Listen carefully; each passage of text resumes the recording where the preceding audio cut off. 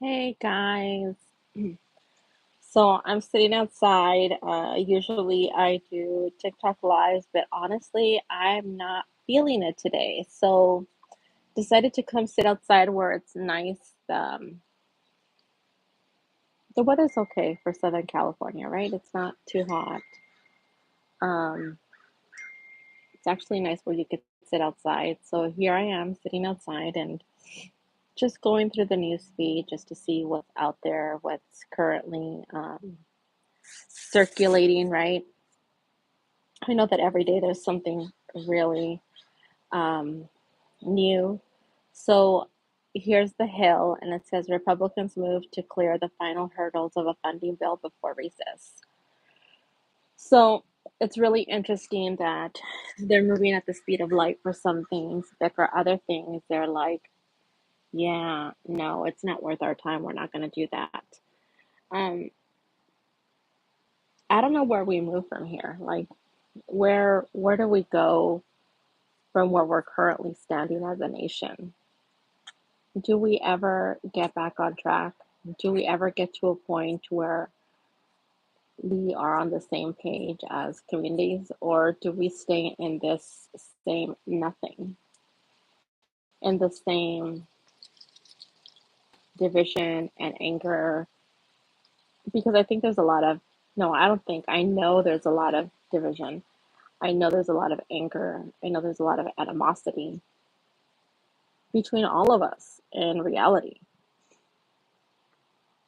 I'm not gonna really talk about a whole lot of things as far as the news is considered. I mean, I know that there's a lot of stuff going on every day, right? Every day there is new things going on, and it is exhausting. It is exhausting. Um, but what can you do? We know that yesterday there was a New York gunman, a former LA high school football player, left a note saying, "Steady my brain, please." So yesterday when I was on the live with a friend on the other platform, we were talking about how the police department was saying that this was a mental health issue. But obviously, this isn't a mental health issue. This man was had a plan. Four people, it looks like. So here's an open fire, killing four people inside.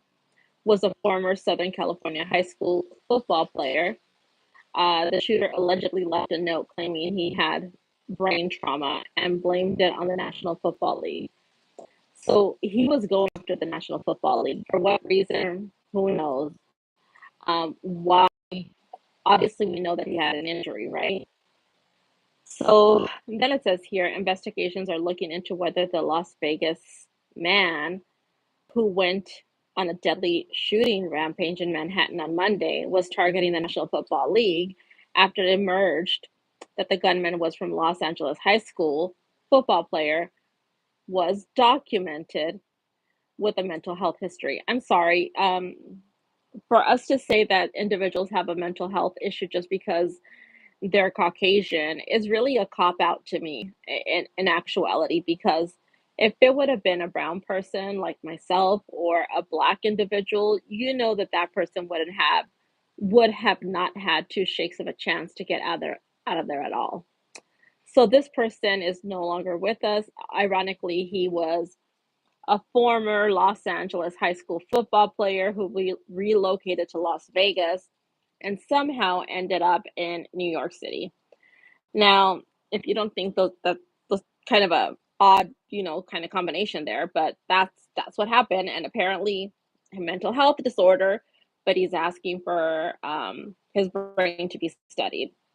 Just call it what it is. This guy had some issues and some anger because he had a disability. That's it. We don't need to claim more or say more about his status of his mental health. New York Mayor Eric Adams said Tuesday that the shooter, identified by law enforcement officials as a 27-year-old Shane Tamura, appeared to have a grievance with the NFL, but ended up on the wrong floor of the skyscraper that houses the sporting league's headquarters. Okay. He seemed to have blamed the NFL, the mayor told WPIX TV news station. The NFL headquarters was located in the building and was mistakenly went up the wrong elevator bank. Law enforcement officials have said that Tamura, who appeared to be the son of a former Los Angeles Police Department officer, marched into the 44th story office tower of Park Avenue, rounded at 6:25 p.m. Monday, carrying an M4 assault rifle in his right hand. He immediately opened fire in the lobby, shooting a first New York Police Department officer, then a woman who took cover behind a pillar, and a security guard behind the desk. After spraying more gunfire across the lobby, the gunman got into the elevator, went to the 33rd floor, which houses the Rudin Management real estate firm. He then walked around the floor, firing more rounds and shooting and killing other people, before walking down the hallway and fatally shooting himself in the chest. 4 people, off-duty NYPD officer, a senior financial executive, a security guard, and a real estate associate died in the attack along with Tamura. Hello, good afternoon. Hope everyone's doing well. Mr. Tamura has documented mental health history. New York City Police Commissioner Jessica Tisch said Monday night as the news conference, citing Las Vegas law enforcement. His motives are still under investigation, and we are working to understand why he targeted this particular location. Tamura, who was a varsity high school player of the Golden Valley High School in the Santa Clarita and Granada Hills Charter School in the San Fernando Valley, had a suicide note in his wallet alleging that he suffered from chronic traumatic some kind of disorder. I don't know what it is. Hi, everyone. Hello, everyone. I hope everyone's doing well. I said hello. I'm sorry, Timothy. I hope you're doing well. Brain disease linked to head trauma, according to the NYPD source with knowledge of the investigation. The 3-page handwritten note, Tamura, who never played the NFL and has no record of playing football in college, appeared to blame the sport for his problems. He referenced former Pittsburgh Steelers player Terry Long, who died of suicide after drinking antifreeze in 2005, expressed grievances with the NFL. I'm not a football fan, okay, guys? So I have no clue what happens. I know that I've heard people talk about they have brain injuries and whatnot. So I'm sorry. I don't know much about it. So I'm not the expert. Let's see. New York Medical Examiner's Office said in a statement that it would examine the gunman's brain as part of an autopsy. We are investigating and will provide the cause and manner of death determination when available, the examiner's office said.